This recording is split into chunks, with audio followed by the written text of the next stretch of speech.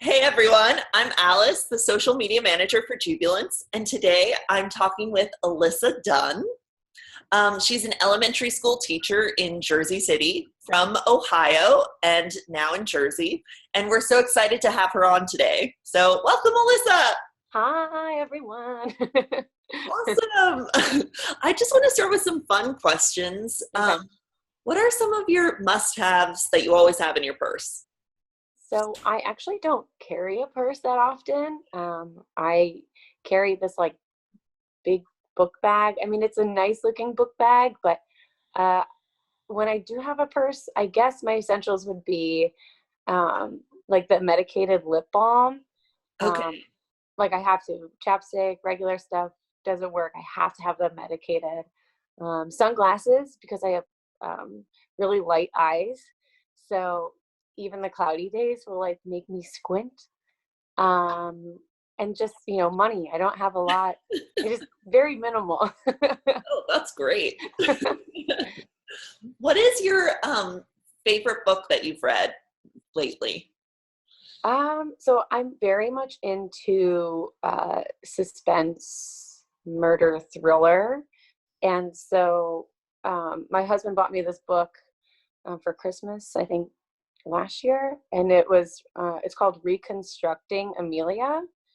And I've read so many thrillers in between, but it's definitely one to check out if you want to keep turning the pages. Oh, Um, I wasn't a huge reader when I was younger, so I feel like the thrillers and suspense kind of keep me updated and keep me going back.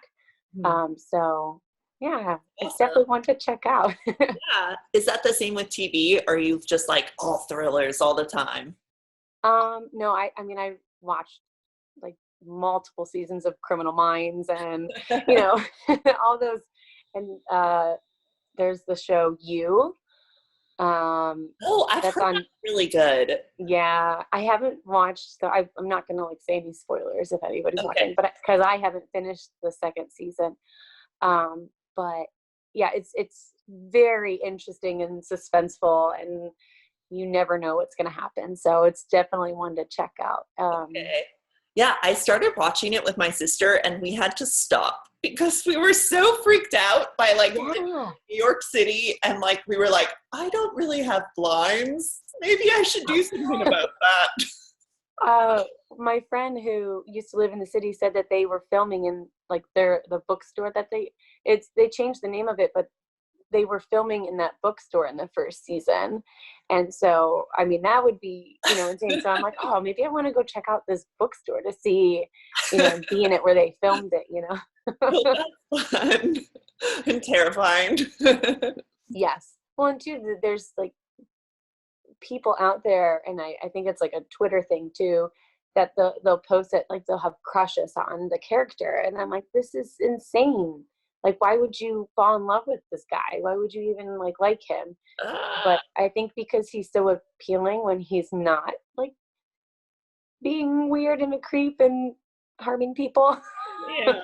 Oh But my I don't know. It's like, gosh. that's weird. So, Yeah.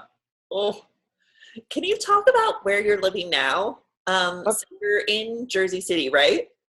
Yeah. So there's, I guess it's hard to, back in the day, there was multiple small cities.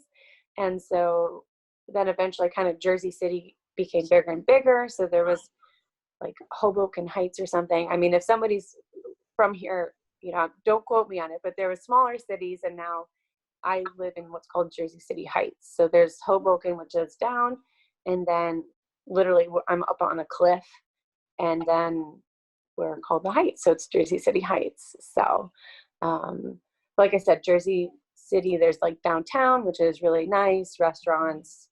Um, and up here is more just kind of homes and nice cozy spots for coffee and stuff. So Oh, that's great. yeah. Yeah. Can you talk to me about the move from Ohio to Jersey? What was that like? Just like uprooting from Cleveland, like where I know you're from.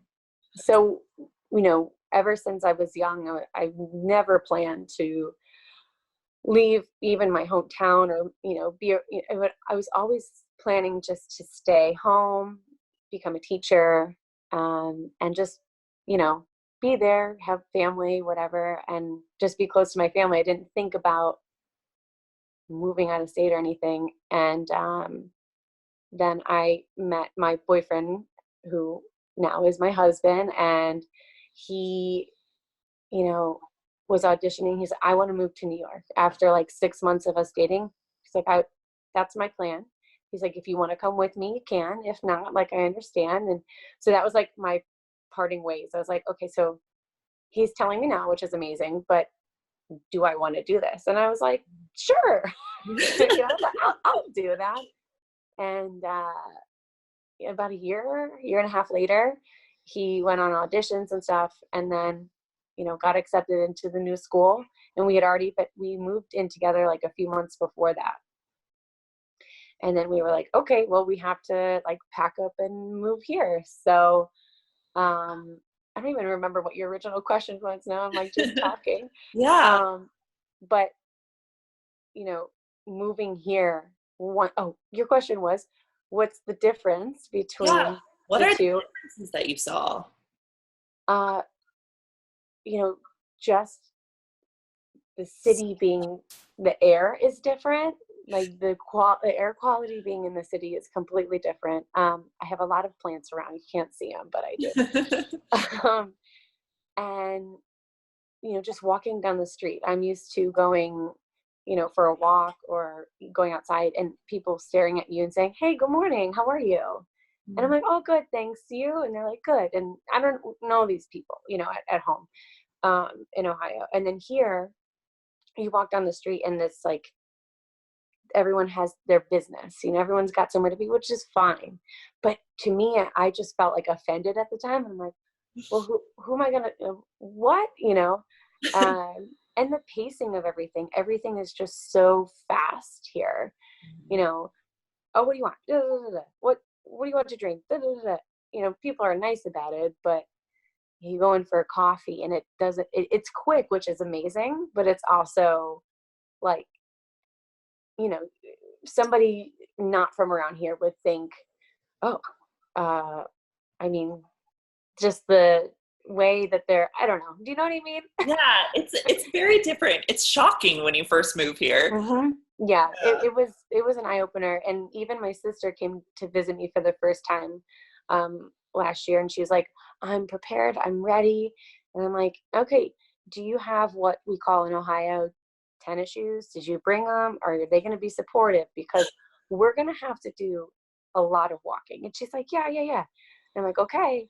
And we get here on day one, she's like, My her feet. I was like, wow, there's a lot of walking. Yeah. So. My mom always complains about that. She's like, how far is this like restaurant? And I'm like, oh, it's not far. It's like 10 blocks. And she's like, 10 blocks. Yeah. It's far. Well, and two, I got rid of my car. Wow. My car. Yeah.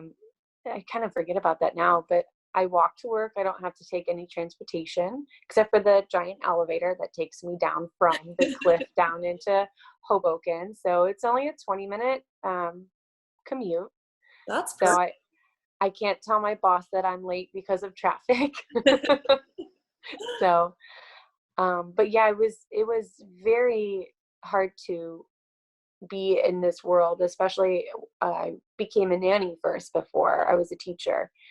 And so I started off, and, my husband, as you know, Joe, he's in this, moving, going, meeting people, classmates, and I'm a nanny, and I didn't have anybody around. So, trying to mingle with people, I tried that, like, there's like a meetup website that I tried, and Oh, it was, so it was good, but it was definitely difficult to be like the only people here.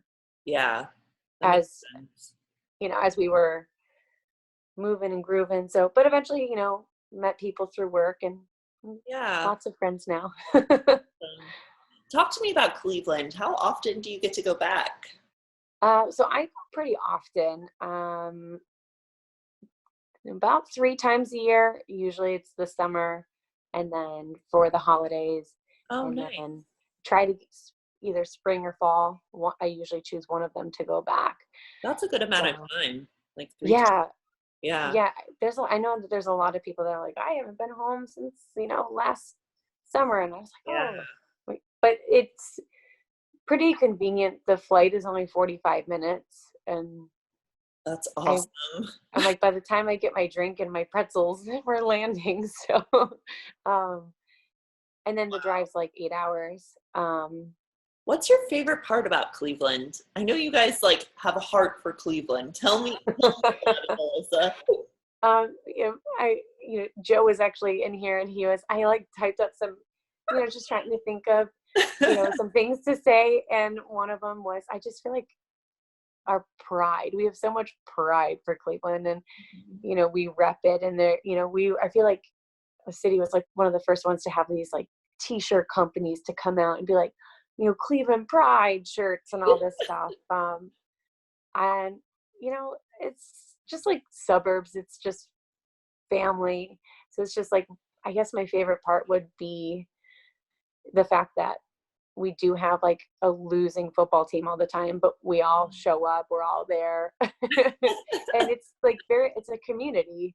And obviously my family's there, Joe's family's there. So I think my favorite part is just, there's so much love in Cleveland. I don't, and I remember my first time getting off the air, like getting home for the first time since moving here. And there's a Starbucks. I'm like, I'm tired. I'm going to go. And I'm waiting in line. And this woman is sitting there. She's got a Hawaiian shirt on. And she looks over at me and she's like, she's like, where are you headed to? Where are you traveling? And I had been so desensitized from people interacting with me that I was like, and I had to remember, like, oh, she's like kind, she's nice, she's from Cleveland and she wants to chat, and it's just a normal greeting that That's happens. so weird when you go anywhere else. I find that true. Like, why are you talking to me? Like, are you gonna murder me? I'm like looking at her and I'm like, oh, I'm like, I just got it, and it was very, very sweet. So I guess that type of mannerism I love about Cleveland. And obviously there's other cities and towns that do that too, but that's just what I know. And it's just nice. I was in Cleveland a couple months ago for a conference. I was talking to Joe about it. Oh, really? Husband. Yes. And there was so much good food there. Can you talk about your favorites? I had some amazing German food. Okay. So there's a lot of good German and Polish food. It's hard because, if you're in the city, there's like a couple good places. I know like Michael Simon has, I think, Lola's there. I tried the barbecue one. You did? Okay. Yeah. And there's a decent taco place that was right down the street from this town called Lakewood. And it's kind of reminds me of the Jersey City Heights area if it was like more spread out, less people. Joe and I, that's where we moved for 6 months before we then moved here. And so it's like a kind of little town that people after college moved to, and it's just nice. There's apartments and there's small homes and stuff. And there's this place called Barrio. Some people love it and some people kind of stay away from it, but it's just this delicious taco place. It's decently priced and delicious margaritas. So that's a really good place to check out. But honestly, my mom's cooking is probably my favorite food because she's Italian and she makes homemade sauce, and and then my grandma's on my dad's side, pierogies. Oh and my I just God. learned how to make them. So what? That's amazing. Are you Polish? Yeah. Oh wow, that's so cool. So not 100% or anything. I'm kind of like a mutt, but between my mom's mostly Italian and my dad has a lot of Polish in him. So oh, that's so cool. Yeah. Wow. Once I learn it, I'll make you some. Yes, please.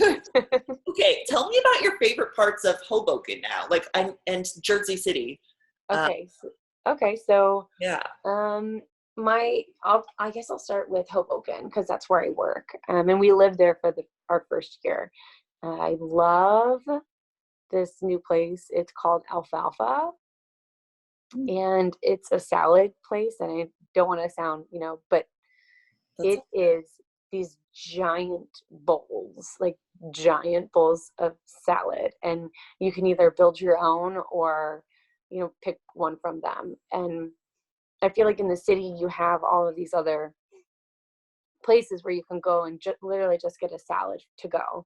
And here it was mostly like bodegas or deli places or, restaurants. So they have these delicious salads, but what they get you is, it used to be kind of like a restaurant with like desserts and like a bakery, and they kept part of the bakery part. And yes. so they have donuts, and these donuts remind me of like dough donuts in the city.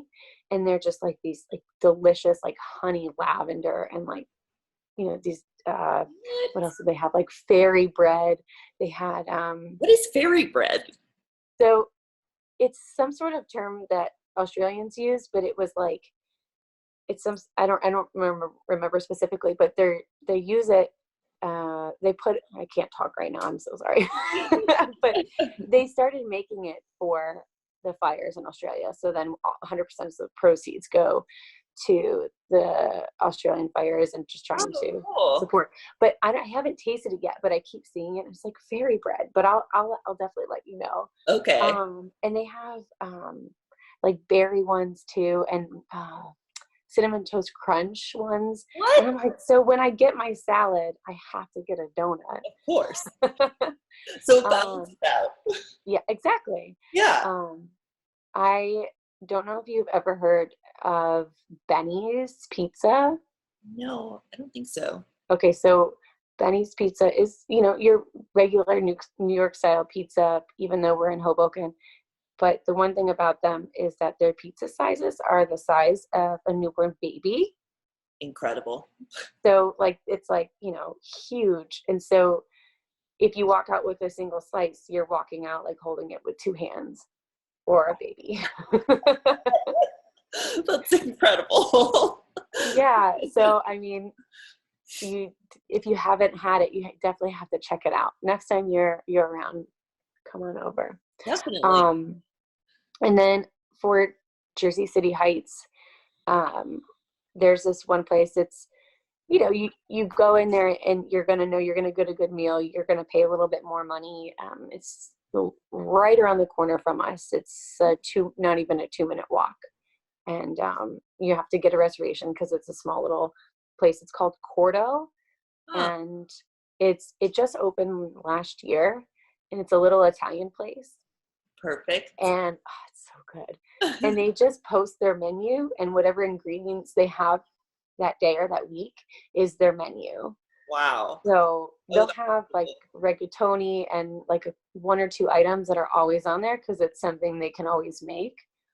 But they'll have, a different kind of chicken dishes. And we had this like ricotta, honey toast to begin with. And then we had, just different types of pasta. I can't even pronounce it. But it was just so good. And it's a BYOB place. So, Oh, nice. yeah. But it's just really nice to have right around the corner. Yeah, that's so Yeah. convenient. Yeah. Can you talk to me about how you became a teacher? You said, like, even in back home in Ohio, you were thinking about becoming a teacher. Can you talk about being like that thought process and then also becoming one here in Jersey?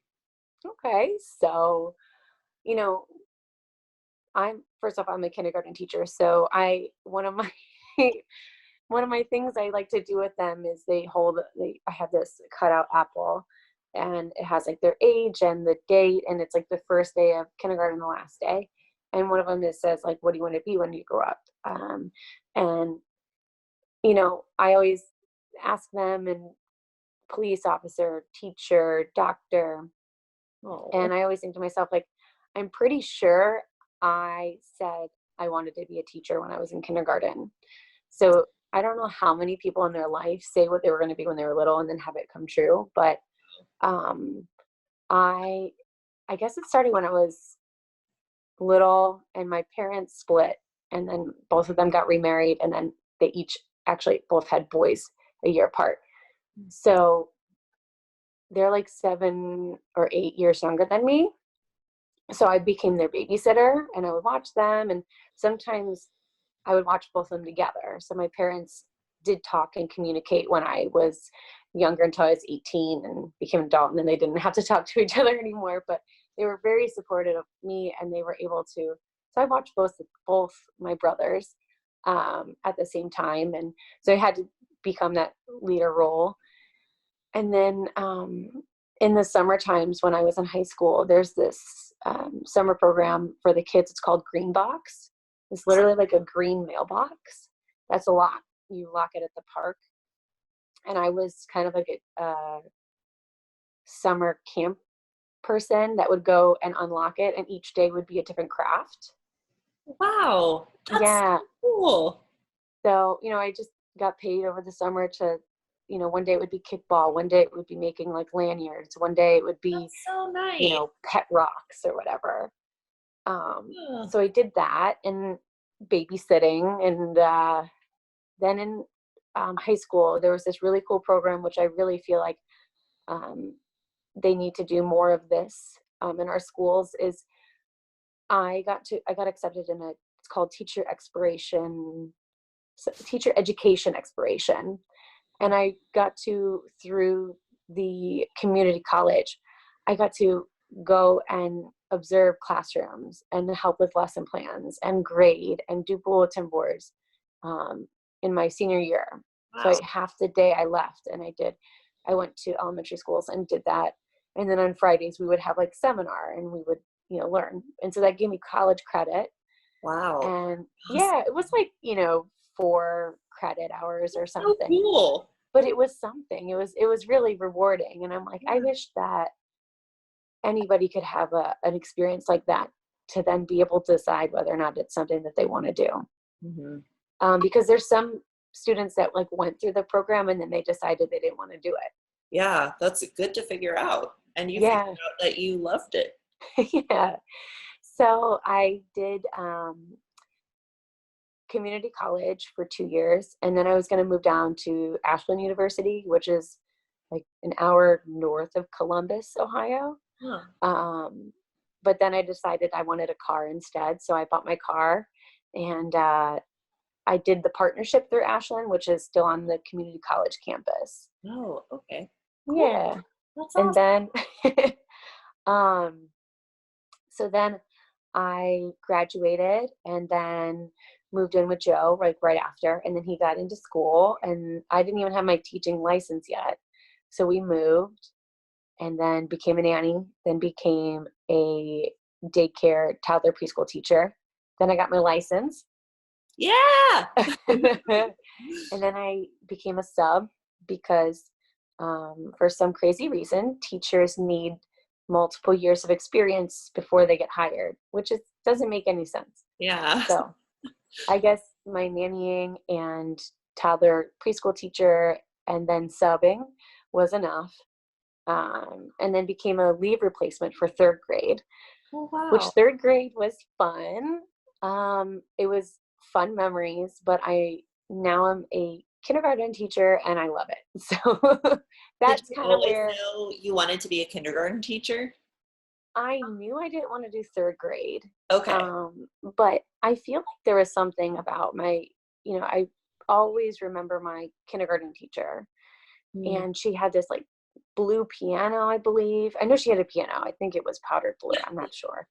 And like I remember these puppets, and I remember the play areas, and she would sing songs to transition the kids from place to place. And she was very much like a Sound of Music kind of woman. And, and so those are the moments I cherish. So I try to, in my classroom, incorporate it. I mean, I don't sing very often. I sing to them, but it's not very good. That's nice. Yeah. Wow. Do you incorporate like those elements, like the puppets, or like what do you do in your classroom? So I do a lot of like hands. So my centers and stuff, so we call them centers, and they're in their little groups. One might be a reading group or writing group. Um, Another one is where they build words, or it's sensory based. Huh. So I really enjoy getting them to touch sand and write words in the sand, or Wow. build letters, or string beads with letters on them. And Yeah. because pen and paper, or pencil and paper, it's good, but I like to have things that they can touch and build with, but also learn at the same time. That's so cool. I Um, use sand to learn to write. That's so neat. Wait, what? I want to use sand. That sounds cool. Like, Yeah, go to the beach and learn. I know, right? Um, They can imagine they're there. Yeah. well, it's funny you say that, because I collect like shells, and I will write letters on them, so then they'll spell using the shells. I love the beach That's too, so I tried to bring the beach with me at school. awesome. Yeah, so I mean, I do have some puppets. I don't use them a lot, but I'm more of a, I tell my students I'm weird, because the term weird can sometimes be, misconstrued. People say, "Oh, you're weird," and I'm like, "I know I am." And so I tell my students, if they say you're weird, just say thank you, because it's okay. And Everyone's so a little different, and that's what makes you fun. I said, if you're normal, then that's not fun. Exactly. So That's but awesome. when they say, Miss Dunn, you're weird, I don't say, I'm like, I know, right? Incredible. So That's it's great. it's it's fun. Yeah. And something big on our podcast is talking about womanhood. Mhm. For you, I know this definition is constantly changing. It could change Yeah. like 30 seconds after you say it. But Yeah. right now, in the present, what Yeah. does womanhood mean to you? You know, I was this is a question that, I don't really think about a lot. And so it's like you're going through and you're just being yourself and you're just doing your thing. And I think that womanhood is, I don't know, like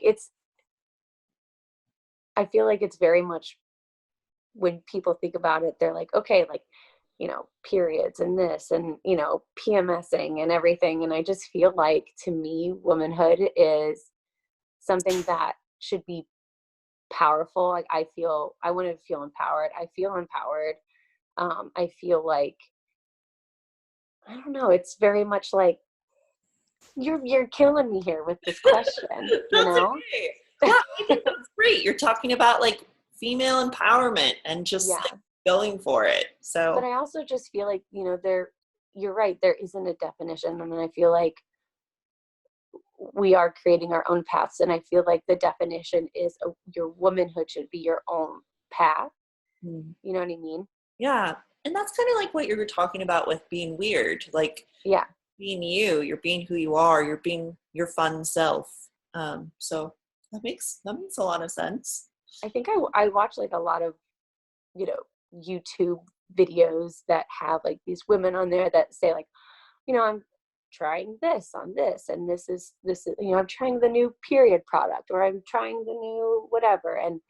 And it's just like, at the end of the videos too, they just end up like, oh, well, I prefer this, or I prefer that. And it's just cool that womanhood now, I feel like we're talking, as Hmm. before we weren't talking. Yeah. So, Get the you know, conversation out there. yeah. So I feel like, womanhood now is conversation, and you can go to your own path. So yay. Okay. Yeah, That I works. think It that's came awesome. to my head. Yeah, perfect. Another question I have for you is if you just like met a woman on the street, had 1 minute to talk to her, what advice would you give her? Man. So I feel like that's a very open-ended question. So very open. I'm going to try to, okay. If I were to have a woman stop me and then they ask me for advice, or I would give them advice, um, very generally, I'd be like, you can do it, grind it out. You're there. Don't give up. Stay weird. Stay positive. And I don't know. I have this quote that I usually use, and it's not really a quote, it's just tiny little saying, but I say it to Joe and I say it to all my students. I feel like 3 words is good. You got this. That's all you need. Awesome. You got this. If I turn to somebody and they drop something on the floor and they helped them pick it up, I just look at them and be like, you got this. And I feel like that's all you need. And then they're like, yeah, I got this, you know? So I think that would be my, I feel like those 3 words are so big and so powerful. So I feel like that would be my advice. You got this, Alyssa. You got this. Yes. That's amazing. I love it. Yeah. I'm going to take that away. You got this. You got this. Yeah. Yeah. Now, Alyssa, what is next for you? You're teaching kindergarten. You're off to Cleveland. Yeah. Yeah. Tell us about your life. You know, I am in my 3rd full year. I'm turning 29 at the end of the month. Woo! Woo, Pisces. Shout out to all the people who are emotional. It's okay. You got this. But I think about it. I'm like, what am I doing? What's my path? And my path right now is just to continue to perfect my teaching craft. It's a crazy job. It's always changing. I'm just always looking for new ways to teach the students. And once I kind of get another year or two, I definitely want to do my master's, but I don't know what yet, because I am satisfied right now where I am. I don't see myself being a principal at a school, because I see my principals and I give them a lot of credit. But I would never want to do it. So my dad's a principal too, and I look at them and I'm like, no. Good to figure that out. It's like it takes a different type of person to do that, and I just I wouldn't want to stray away from the kids. I want to be able to still work with students. So that's amazing. Yeah. So, is there anything else you'd like to add to our listeners? I think maybe, I just know that, the listeners are also talking about, PMSing periods and emotional behind it. And I feel like if you are ever struggling with period problems, don't hesitate to reach out or talk to people about it, because I'm struggling with that as well. So you have to make sure you go and you talk to people, because I was talking to my friend and I'm like, my symptoms are this, and that. And she's like, that's not normal. It's a little weird. So, just make sure that you are verbal with, your feminine issues, because you never know if you have a friend that's really going to help you out. So I guess that's what I wanted to add. And that's awesome. Thank you, Alyssa. Yeah, thank you so much for being on. You're welcome. Sorry, I'm like, I get so nervous. No, this was great. Thank you. Yeah. Yeah.